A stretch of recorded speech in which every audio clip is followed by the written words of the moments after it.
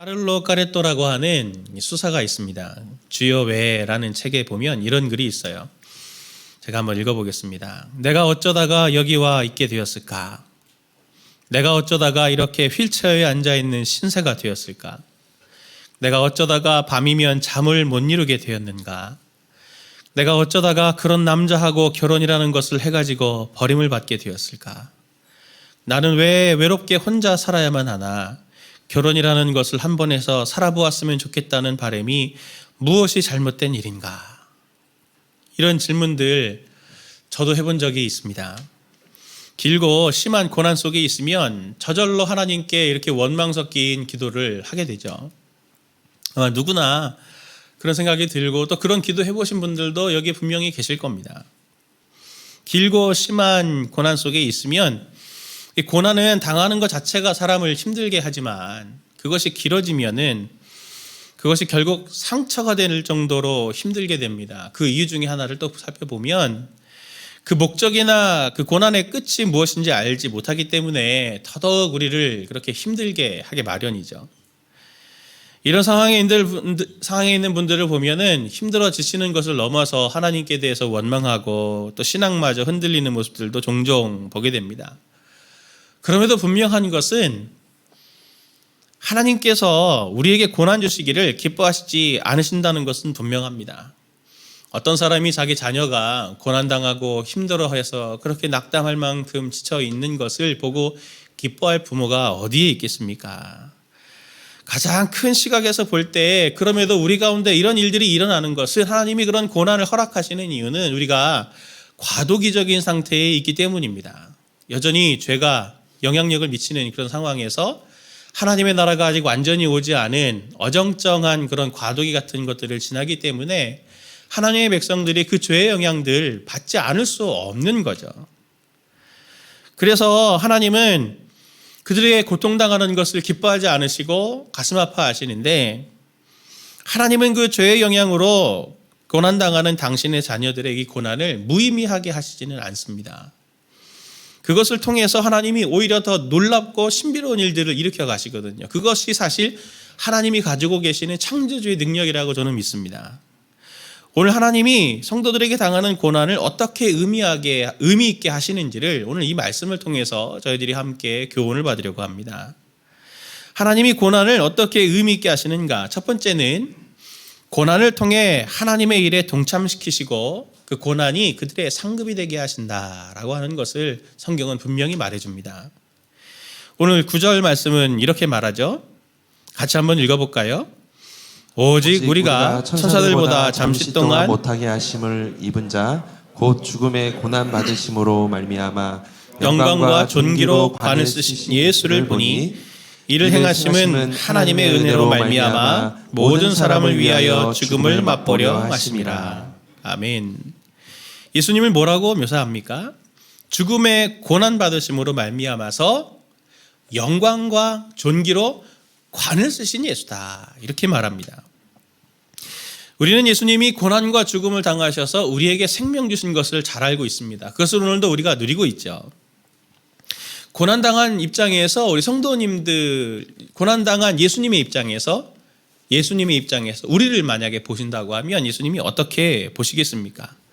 예수님의 그 죽음 그리고 그 고난에 대한 상급이고 열매고 그 사역의 모든 결과물이 바로 우리들이죠.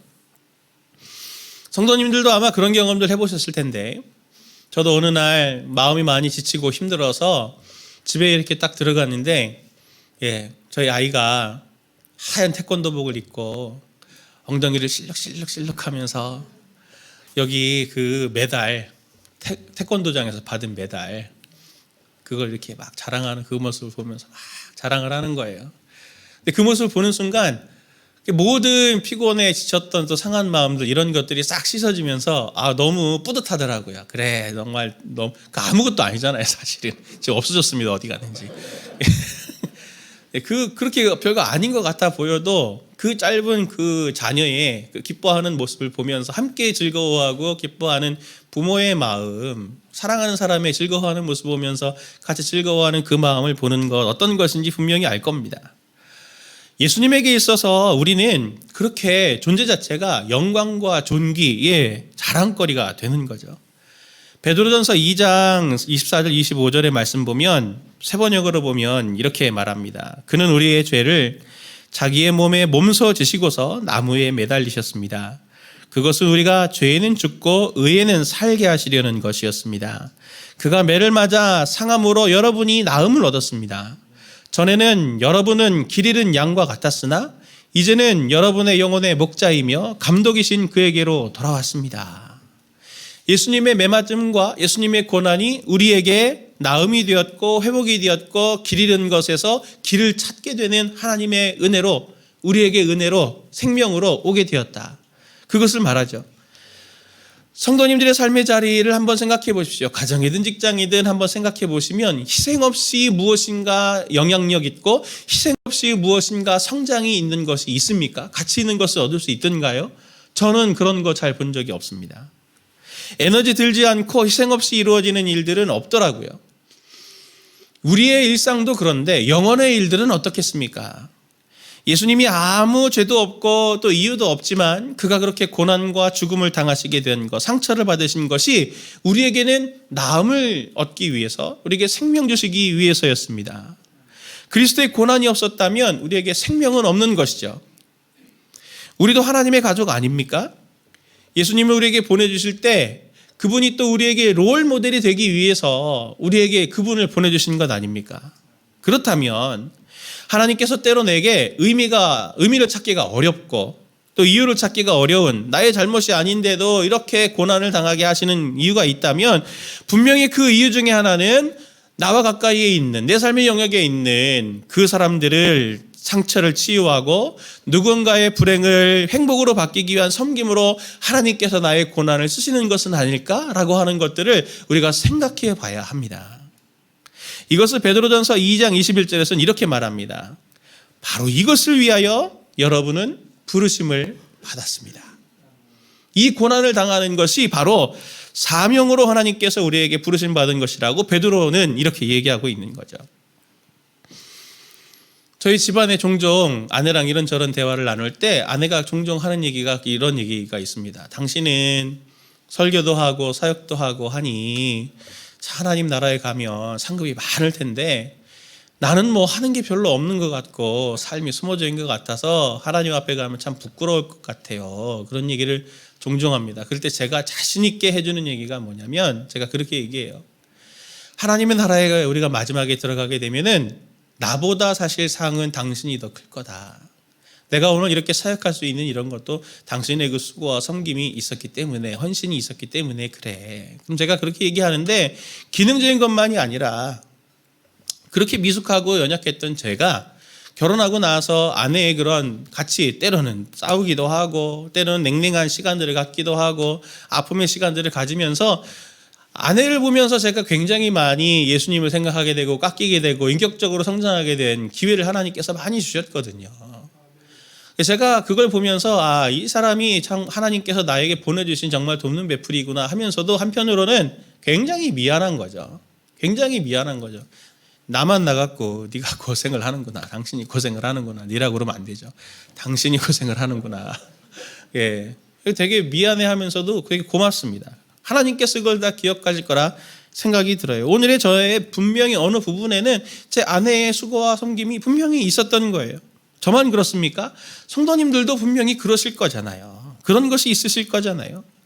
고난당한 예수님에게 있어서 그의 영광과 상급이 바로 우리가 된 것처럼 예수님의 길을 따르는 우리에게도 우리의 잘못이 아니고 나의 무엇인가 그런 실수가 아닌데도 억울하기도 하고 때로는 고통스럽기도 한 애매한 고난을 당하게 된다면 그 고난과 연관된 사람들이 바로 성도님들의 면류관이요 성도님들의 상급이 될 가능성이 굉장히 높습니다. 그래서 그분들이 하나님의 나라가 임할 때 보아라 이분들이 이것이 당 너의 영광이고 너의 면류관이다. 하나님께서 그렇게 성도님들에게 갚아주실 겁니다. 이게 바로 너희 보물을 하늘에 쌓아두라 하신 예수님의 그 삶의 실제 모습이 바로 이것입니다. 고난당하기 좋아하는 사람 아무도 없죠. 저도 싫습니다. 힘들기 때문에 그렇죠.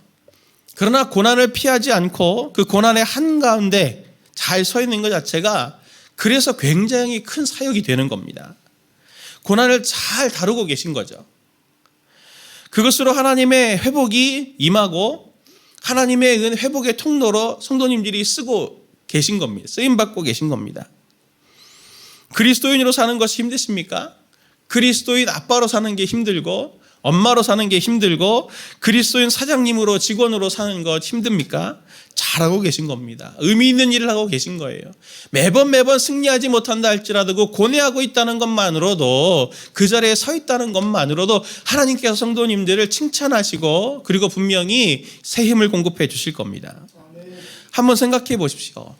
오늘 성도님들이 무엇 때문에 내가 고난을 당하고 있습니까? 아이들 때문에? 남편과 아내 때문에? 직장 내 부조리 때문에 갈등하고 있습니까? 바르게 살려고 하는 것 때문에 이상한 사람 취급받고 왕따 되고 있습니까? 그게 여러분들의 상이 될 겁니다. 그것이 내 삶을 의미 있게 만들고 영원한 가치를 지금 쌓아가고 있는 과정이라고 하는 것을 꼭 기억하십시오. 누군가의 드리워진 죽음의 그림자의 영향력을 성도님들의 그러한 고뇌와 애씀을 통하여 그 고난당함으로 인하여 그 그림자를 벗겨내고 그것으로부터 빛을 비추고 누군가를 치유하는 하나님의 일에 동참해 쓰임받고 계신 것입니다. 고난의 이유를 아무리 찾아도 찾아낼 수가 없고 내 잘못이 아닌데도 고난당하고 있다면 이것을 생각하고 잘 버텨낼 수 있도록 하나님께 은혜를 도움을 구하십시오. 히브리서 2장 9절을 보면 독특한 표현이 나옵니다. 같이 함께 이 9절 말씀을 다 같이 한번 볼까요? 오직 우리가 천사들보다 잠시 동안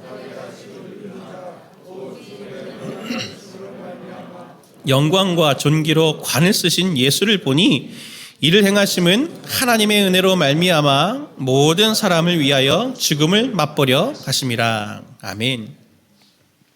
예수님을 영광과 존귀의 관을 쓰신 예수로 묘사합니다.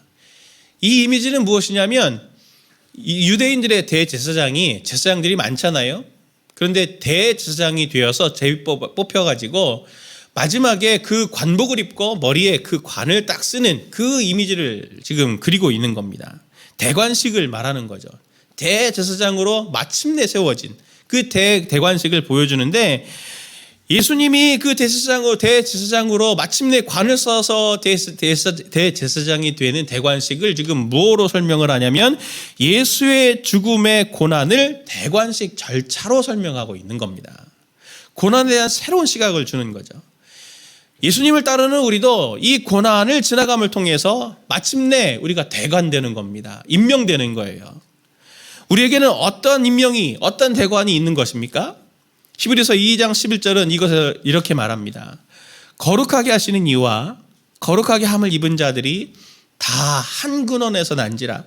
그러므로 형제라 부르시기를 부끄러워하지 아니하시고 13절도 보면 또다시 볼지어다 나와 및 하나님께서 내게 주신 자녀라. 우리는 예수님 믿는 순간부터 하나님의 자녀라고 호칭을 받습니다. 그런데 늘 우리가 갈등하는 것이 그거죠. 내가 정말 구원받은 사람 맞나? 내가 정말 하나님의 자녀 맞나? 내 모습은 그렇지 않은 것 같은데. 그런데 이 고난이라고 하는 대관식을 통과한 이후에 우리는 어떻게 된다고 말합니까? 그리스도와 한 근원인 하나님에게서 난 자로 마침내 우리가 변화되게 될 것이다. 마침내 하나님의 자녀라는 지위를 가질 합당한 자로 마침내 검증될 것이다. 바로 이 고난을 통해서 말이다. 그렇게 지금 하나님이 우리에게 말씀하고 있는 것입니다. 두 번째로 하나님께서 이 고난을 어떻게 의미 있게 하시냐면 고난의 때를 통해서 깊이가 있는 하나님의 자녀로 우리를 빚어가신다라고 하는 것입니다. 9절 말씀 보면은 이것은 사실 시편 8편을 인용한 것이거든요. 히브리서 2장 9절 말씀을 보면 오직 우리가 천사들보다 잠시 동안 못하게 하심을 입은 자 곧 죽음의 고난 받으심으로 말미암아 영광과 존귀로 관 쓰신 예수를 보니 그랬습니다. 예수님을 천사보다 잠시 동안 못하게 하심을 입은 자로 설명하죠. 그리고 그것이 고난이라고 지금 말합니다. 원문의 뉘앙스를 풀어서 좀 살펴보면은 예수님의 고난은 잠깐 동안 천사보다 낮은 장소에 둔 것이다 라고 하는 것을 말합니다. 예수의 고난이 지속적일 것 같아 보여도 잠깐 동안 천사보다 낮은 곳에 두셨다. 잠깐 동안 천사보다 낮은 곳에 두어 고난당하게 하셨다라고 하는 것을 성경이 말합니다. 왜 이걸 말합니까? 우리의 고난도 예수님의 고난처럼 잠시 동안만이라는 겁니다. 잠시 동안만.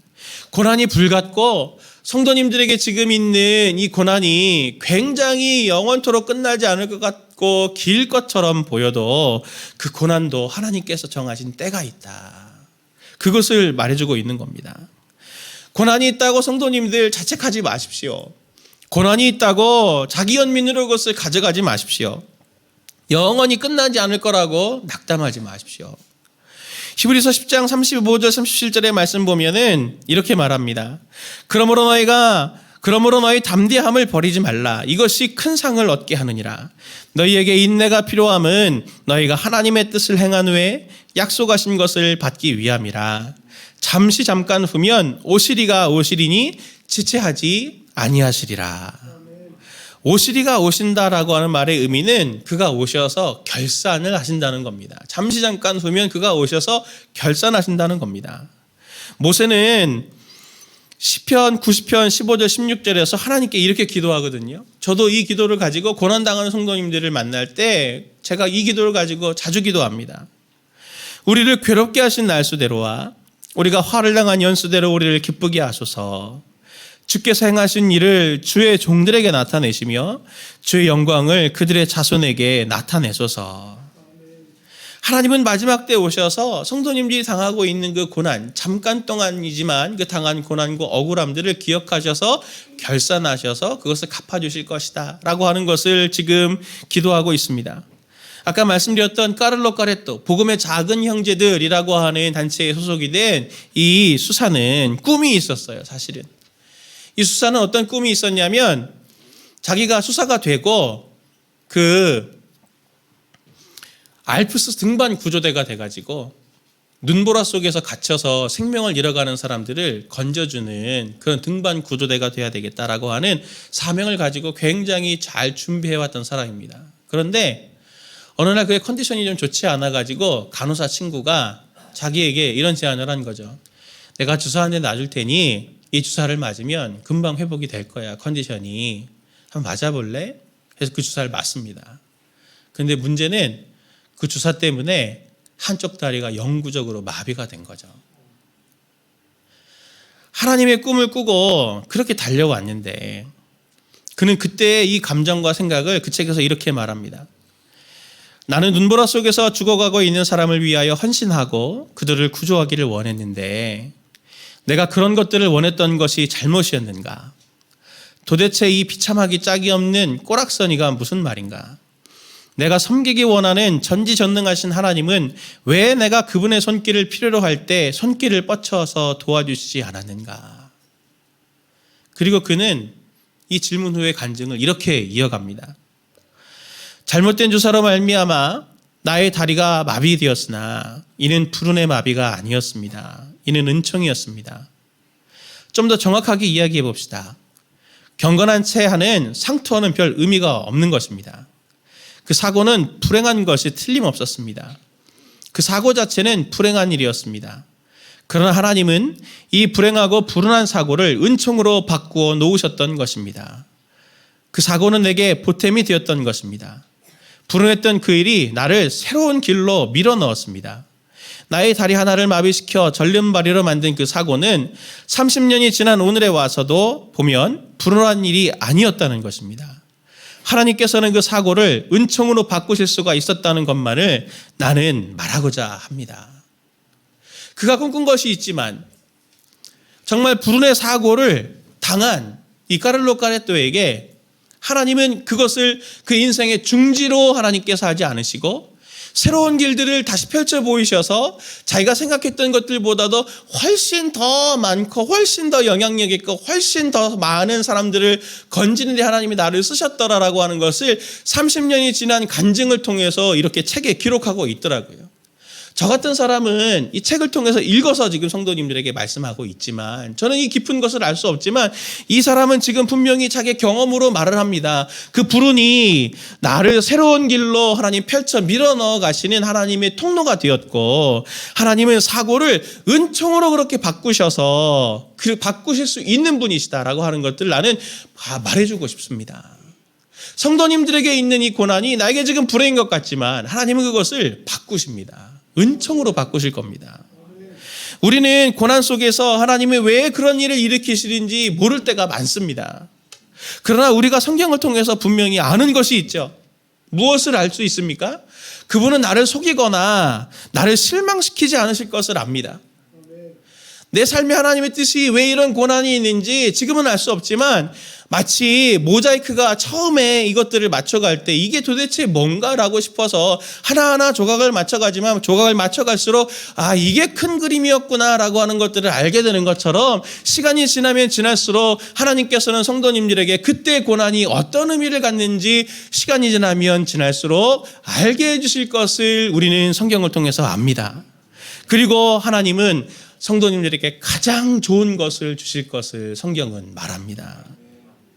고난을 통과한 사람들을 보십시오. 그분들의 삶에는 깊이가 있습니다. 제가 언젠가 한 리조트에서 가족들과 이렇게 휴가를 보낼 때였어요.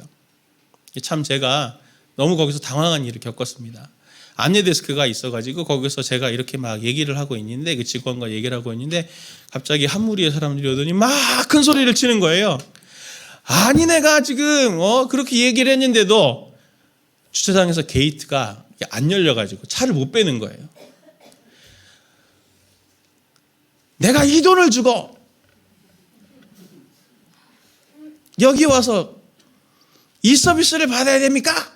그러면서 막 그 여직원한테 막 해대고 있는 거예요. 게이트 하나 몇 분 안 열려가지고. 그 리조트가요, 한국에서 내노라 하는 경치를 가졌고, 내노라 하는 서비스를 가졌고, 내노라 하는 음식들이 있습니다. 다 가고 싶어 하는 곳이에요. 너무 좋은 곳이죠. 너무 좋은 곳에서, 감격과 감탄과 즐거움이 아니고, 거기에서 큰 소리 치고 싸우고 하는 일들이 일어나고 있더라고요. 제가 그 장면을 이렇게 보면서 그 자매가 너무 안 돼가지고, 뭐 하나 갖다 주고 싶은 마음이 막 생기는 그런 그 찰나에 한 성도님의 얼굴이 떠올랐습니다. 제가 전에 교회에서 이 창신동, 서울에 제일 못 사는 달동네 중에 하나가 창신동이거든요. 그 창신동의 한 성도님, 권사님 한 분 찾아갔었을 때 이 권사님이 뇌졸중이 언어 중추 쪽으로 오신 거예요. 그래서 말을 못하게 되셨어요. 그런데 그분은 표정으로 말을 하시는 분이에요. 너무 밝아요. 천사 같아요. 그분의 신방을 제가 갔을 때 그분이 말을 못하시지만 말을 못하시면 너무 반갑게 저를 맞이해 주시고 정말 방 하나가 정말 딱 한 간 정말 뭐 3평도 안 되는 그런 방에서 정말 약과 이렇게 딱 몇 개 이렇게 내놓으시는 그분의 그 표정을 보면서 그리고 제가 그걸 먹으면서 이 천국이 여기 있구나. 너무 감사하다.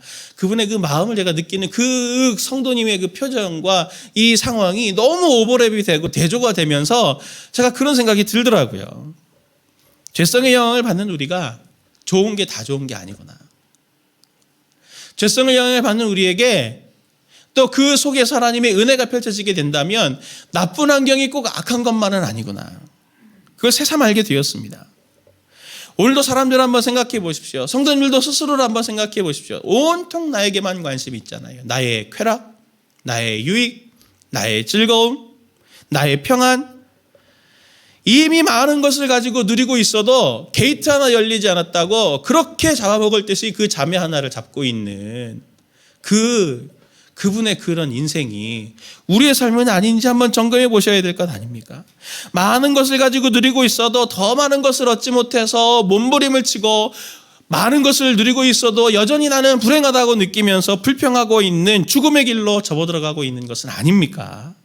그러나 하나님은 하나님의 자녀들에게 고난을 통해서라도 이 땅에 드리워진 죽음의 공포와 두려움들을 그 그림자들을 알게 하시고 삶에 대한 다른 이해를 가지게 하시고 삶의 전환점과 그를 향한 하나님의 뜻을 알게 하시는 하나님 아니십니까?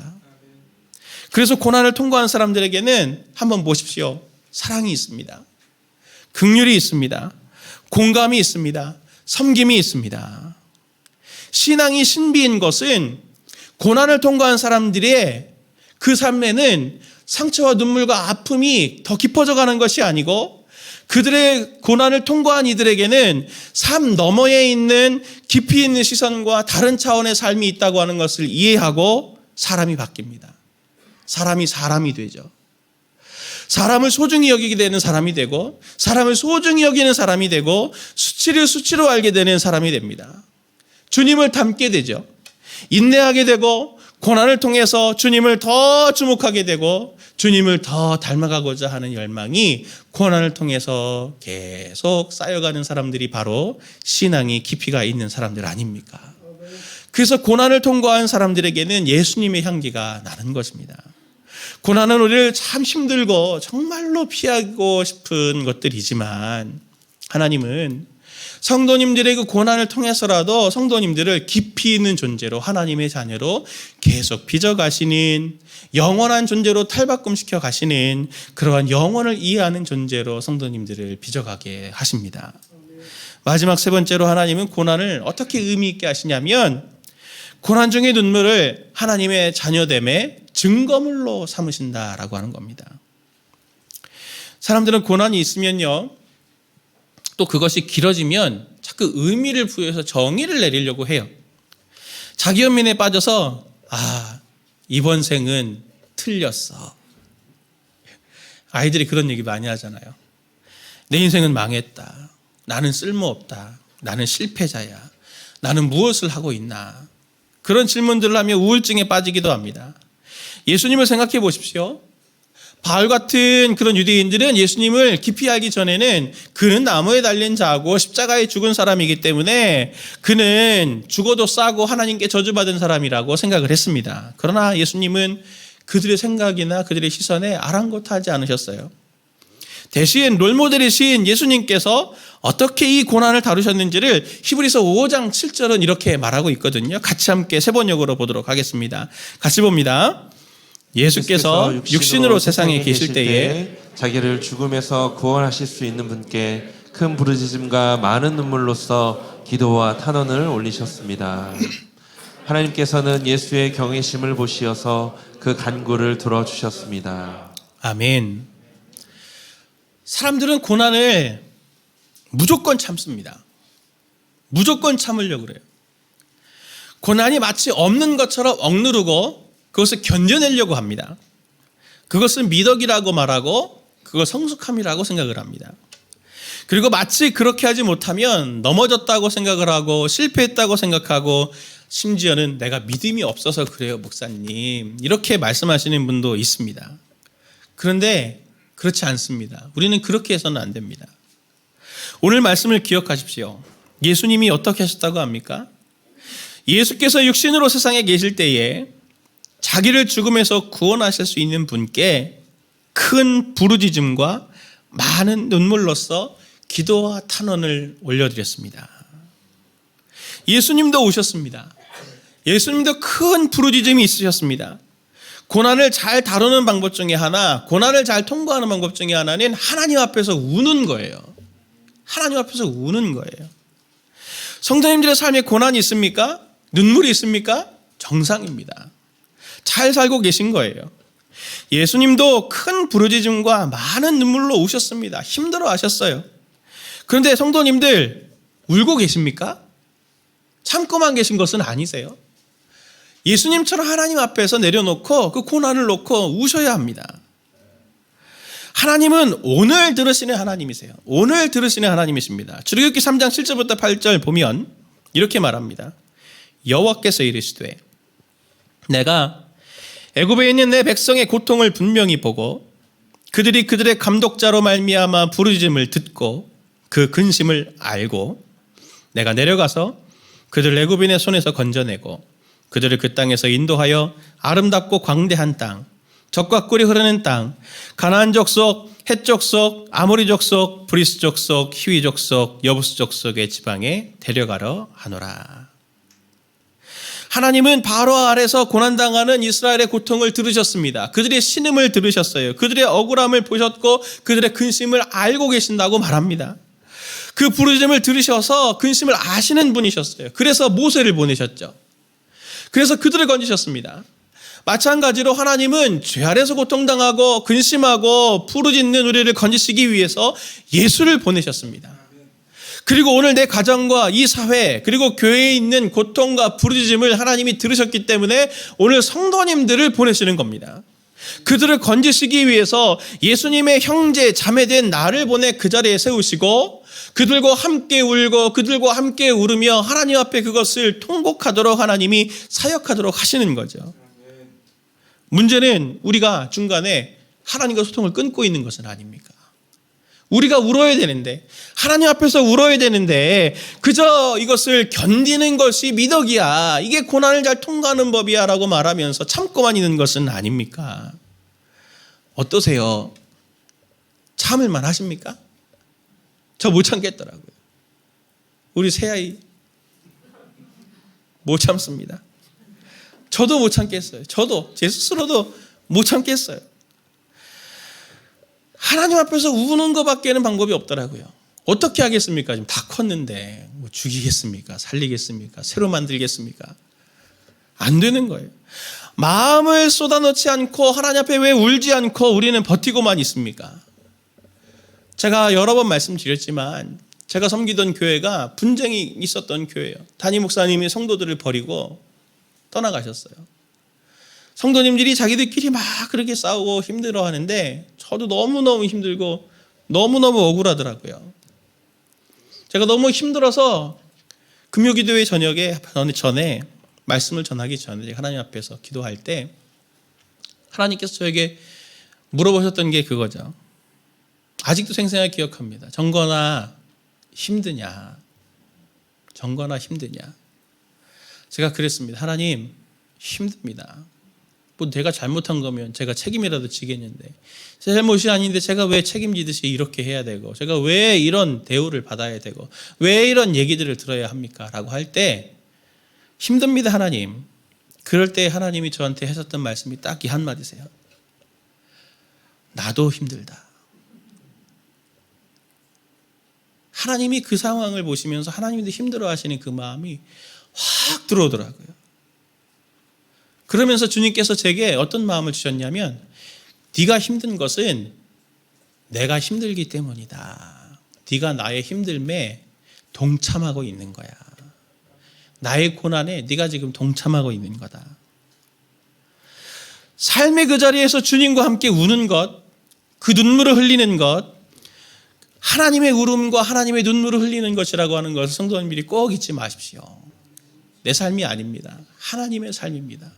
그리스도의 남은 고난을 내 육체에 채우노라 바울이 말했던 것처럼 성도님들이 지금 오늘 삶을 보시면서 성도님들의 삶의 가정과 직장과 사회와 교회와 모든 관계들을 보시면서 하나님의 눈물을 흘리고 계시기 때문에 나를 거기에 보내서 같이 울게 하시는 것을 꼭 기억하셨으면 좋겠습니다.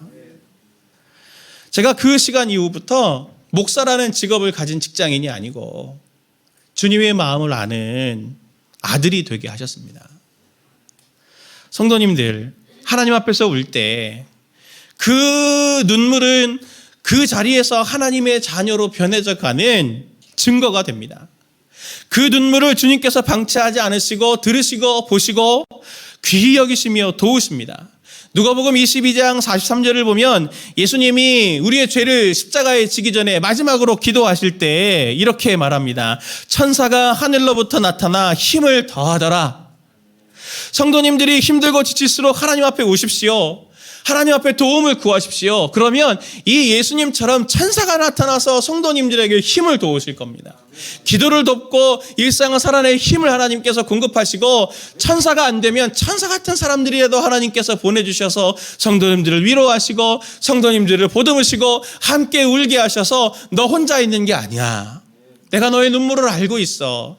너 잘 이겨낼 수 있어. 하나님께서 그렇게 위로하시고 새 힘을 공급해 주실 겁니다. 요한계시록 21장 3절 4절을 보면 맨 마지막에 있을 일 중에 가장 중요한 한 가지 일을 묘사합니다.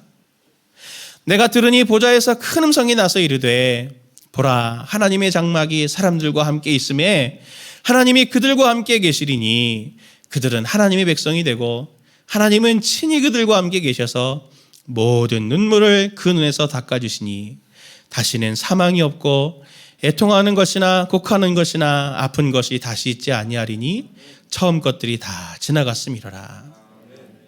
이 말씀을 보면 하나님은 몇몇 사람들의 눈물을 닦아주시는 게 아니고 하나님의 사람들은 모든 사람의 모든 눈물을 닦아주시는 분으로 설명을 합니다. 하나님의 백성들의 공통적인 특징이 있어요. 그게 뭐냐면 다 눈물을 가진 사람들이라는 거죠. 내용은 다 달라도 상황은 다 달라도 그들은 하나님의 백성으로 이렇게 저희들이 어정쩡한 과도기를 살아갈 때 눈물을 머금은 사람들입니다. 하나님은 그것을 기억하셨다가 마침내 하나님의 때에 그 눈물을 친히 당신의 손으로 하나하나 성도님들을 닦아주실 거예요. 오늘 성도님들의 그 눈물 기대하십시오. 하나님께서 당신의 손으로 반드시 닦아주실 겁니다. 성도님도 오늘 이 말씀을 잘 담으시길 바랍니다. 말씀이 어렵고 또 굉장히 무거운 주제일 수 있지만 그러나 굉장히 중요한 말씀입니다.